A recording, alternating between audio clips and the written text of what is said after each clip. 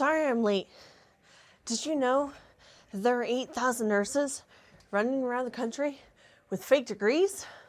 I was worried that my nurse was paying more attention to her sandwich than me. I fixed that.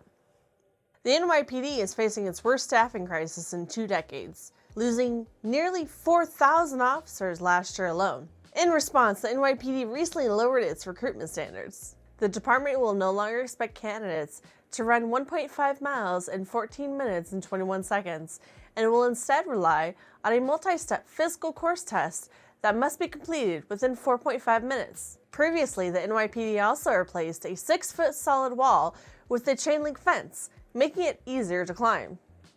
Critics of the decision have argued that lowering the standards for recruitment could leave both officers and citizens more vulnerable to crime. Jillian Snyder, former NYPD officer and current professor at John Jay College of Criminal Justice, has argued against the decision, stating that the discard requirements is essential to maintain stamina and endurance, citing studies that show officers with a medium level of fitness are less likely to use lethal force when subduing people. Critics have argued that the department should work to incentivize people to join the force rather than lowering standards. Snyder suggests that the police union should secure a contract that has been in limbo since 2017 and provide financial incentives to those striving to attain master's degrees, which often come with a burdensome debt.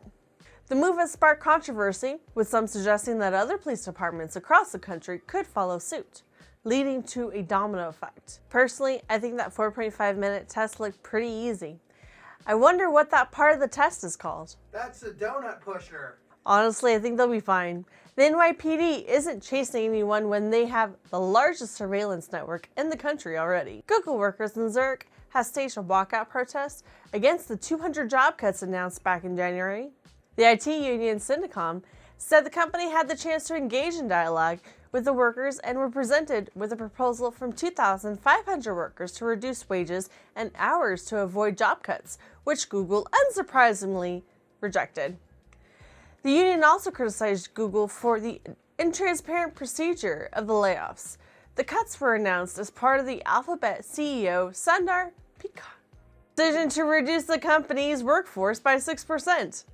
The action follows a similar walkout in November 2018 by 17,000 Google employees in response to allegations of sexual harassment, gender inequality, and systematic racism. Given the fact that there's a literal website called Killed by Google, I'm not sure anyone with a windowed office at HQ even knows the protest took place. They probably thought it was just a really long lunch break. Seriously, Georgia, after all these next stories, I want you to know, we still love you. Fisher Connectors, a Swiss-based national manufacturer of medical device circular connectors, has agreed to pay $460,000 to settle an age discrimination lawsuit filed by the U.S. Equal Employment Opportunity Commission. The lawsuit was filed after Fisher Connectors made plans to systematically eliminate older management and sales employees and replace them with a younger workforce. When the Human Resources Director questioned these actions and educated them on the law, she was subsequently fired and replaced by people who would comply with the company's illegal plans. Amongst the payout, the company will be required to educate, retrain, and post the laws around their premises. Georgia's Department of Human Services might need a new legal team after several former employees filed a whistleblower lawsuit against the state. The lawsuit alleges that procurement supervisor Varnisha Geider was fired earlier this year after reporting a manager who was pressuring her to commit fraud, waste, and abuse, contrary to the policies, procedures, and regulations of the agency. 5 members of Geider's procurement team were then allegedly dismissed days after reporting agency procurement procedures that were clearly in violation of the current state law and meeting with management. Georgia's DHS has a $2 billion budget and is responsible for providing a range of services to the state's vulnerable residents, including child welfare, support, foster care, and low-income assistance. Unfortunately for these people, DHS has been under intensified scrutiny due to reports of waste at all levels of the department. Tech giants are learning the hard way that the younger generation can't be paid to shut up. TikTokers have gone from showing you a day in the life of their tech offices, filled with free food and lounges, to talking about why they were spending so much time in those places. At least according to Keith Ravos, a general partner at Founders Fund, there's nothing for these people to do. It's all fake work, he said. In a now viral TikTok video, a verified former employee, Brittany Levy, laid out her experience. Meta implemented the Sorcerer Development Program to recruit employees from underrepresented backgrounds. Levy, who is of Mexican-American descent, reported that despite being hired, she was not given any work to do. Unfortunately, she was laid off in November as part of the first round of layoffs. Meta, real talk. Equity should be done with sincerity and should always consider your bottom line. Hire people based on their skills, aptitude, and projects with strong foundations. As an HR professional, I speak for all of us when I say we're tired of cleaning up messes created by CEOs with weak dreams that become nightmares for those around them. They're just like hoarding us, like Pokemon cards, said Brittany Levy in the video. You had to fight to find work. Gotta catch all them minorities. Speaking of Pokemon, scientists have grown miniature antlers on lab mice. In what totally wasn't a drunken bet, scientists inserted deer genes into the mouse genome for science. After identifying and culturing stem cells with high regrowth potential, the scientists then implanted the cells in the heads of mice. After a month and a half, the mice developed antlers, giving scientists insights into how the process could be utilized for bone medicine in humans. It really seems like anything can be grown in a lab these days. Maybe they can grow sucker turd a heart. Maybe they can grow me a to give. This video is brought to you by me, myself, and my other social platforms you can check out. Join my face group if you're into books. Stay tuned for our unboxing channel, where you can see a cat that definitely doesn't look taxidermied, or follow me on LinkedIn. All the links will be down in the basement below. Smell that? Sweat, social anxiety, and egg salad breath. Someone came prepared for a water cooler conversation.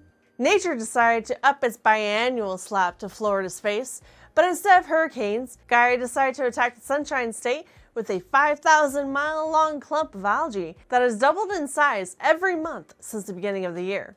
It smells bad, turns away tourists, and costs millions of dollars to clean up. However, when it's offshore, it absorbs carbon dioxide and provides a safe habitat for a plethora of sea life. I'm personally conflicted because it's hard not to root for a giant slimy sea monster attacking the entire coast of the state when it's ruining a bunch of college kids' spring break. I'm not jealous. You are.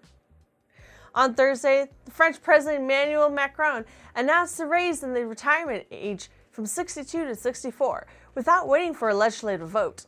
Just minutes before the scheduled vote, the cabinet utilized special power outlined in Article 49.3 of the French Constitution, which allows the government to pass a bill without a vote in the National Assembly. The move leaves the National Assembly in a situation where they have 24 hours to decide whether or not to file a no-confidence motion against the government. I'd expect this to be a main topic Monday, since the entire thing is now left on a "no you" situation. Catholic dioceses around the nation announced a special dispensation to eat meat on Friday, which happens to be St. Patrick's Day. When this last occurred back in 2017, less than half the dioceses issued a similar order, citing canon law that states if St. Patrick is the patron saint of a diocese, then his feast day is considered a solemnity which takes precedence over the tradition of abstinence. A former Papa John's employee is suing the pizza giant for discrimination. Michael Barnes, who was definitely blind when he was hired, was told he could no longer bring his service animal to work. This is despite being assured that he could have the service animal in the non-food service areas of the store. The U.S. Equal Employment Opportunity Commission is suing Papa John's on behalf of Barnes and is accusing the company of discriminating against Barnes' disability by firing him instead of upholding the reasonable accommodation they promised him. I happen to be married to a former Papa John's general manager. Allegedly. What would you do? Can I pet your dog, sir? Service animals aren't pets when they're working. Michael said his dog isn't needed when they're working. Off-duty dog is our time. So you hire him? We protect that dog, Michael, at all costs. Come back on Monday for HR News. Who knows? Maybe there won't be anything to report. Actually, there's a strike next week scheduled in LA. We march!